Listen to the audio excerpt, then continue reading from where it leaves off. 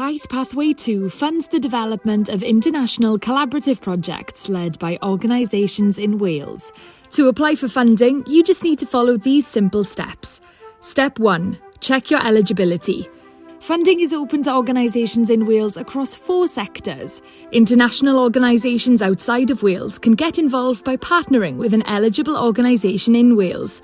To find out more, get in touch with the organisation directly or email inquiries@tithe.wales. Step 2. Choose your activities.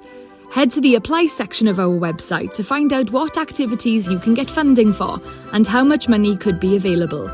Step 3. Fill in the online application form.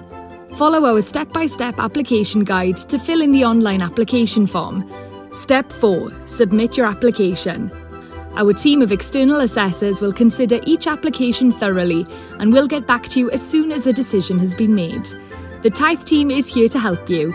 If you need any support along the way, please don't hesitate to get in touch. Inquiries@tithe.wales.